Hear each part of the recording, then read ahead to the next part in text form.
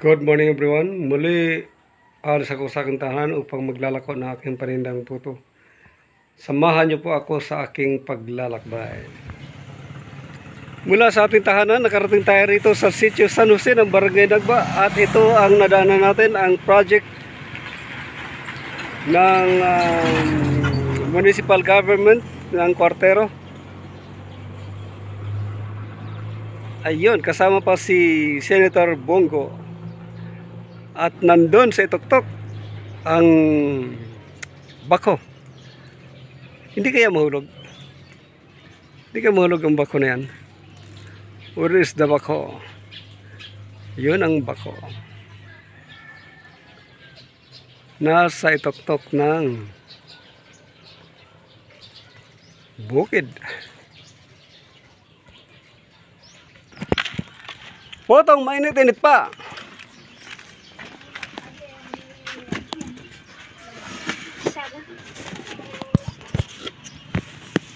Yan na lang ang natira sa ating food.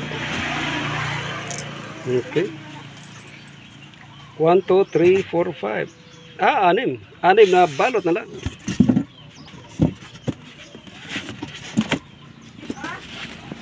Okay.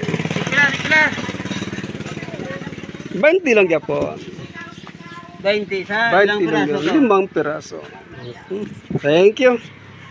Thank you. Bibili ko sila. Sarap mo taas. Tama lang mo, isa lang. Okay, tama lang. Tama. Thank you very big. Thank you very big.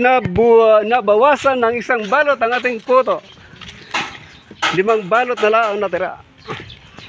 Tuloy na tayo sa ating destinasyon, ang bayan ng Cuartero.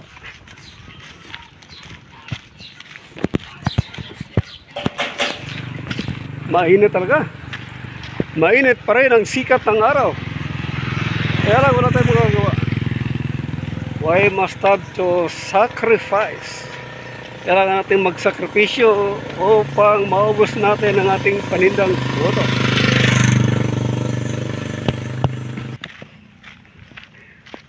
Limang balot na lang ang natira sa ating puto. Shout out nga pala kay Ma'am Marvic Sion,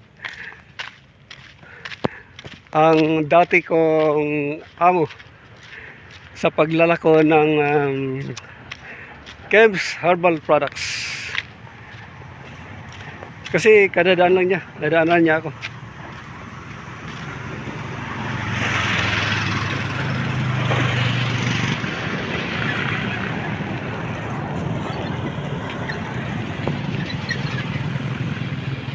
Ano nangyari sa dating galeriya?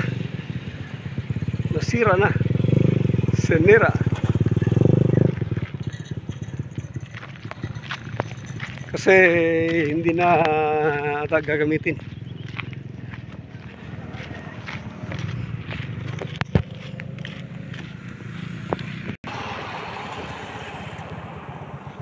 Kung nakarating kayo sa lugar nito, maring familiar kayo sa dakong ito.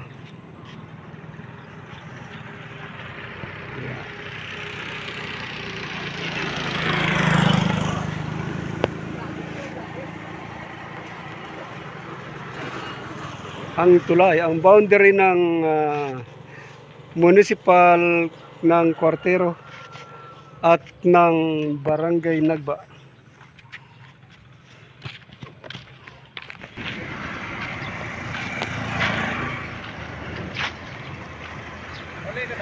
Hindi pa, malibot pa ako. Shout out kay Cheryl Dilabi at ng kanyang hubby. Nabubili ng 2 balot ng puto, kaya natira sa ating puto ngayon ay 3 balot na lang. 3 balot na lang talaga. At imposibleng hindi pa ito maubos. Napakahina ko namang magbenta kung sa 3 balot na puto hindi pa ito maubos. Sa bagay, pag hindi talaga ito maubos, kakainin ko na lang. Malapit na tayo sa tahanan ni Auntie Myrna na kadalasang bumibili ng ating puto. Sana nandyan siya. Pag sarado ang kanyang tindahan, ibig sabihin wala siya dyan. Aha, sarado. Sarado ang kanyang tindahan. Kaya hindi siya makabili ng ating puto ngayon. Sa wakas, naubos na rin ng ating pinakahuling customer natin ay si Madam limutan ko yung namibili ng palay.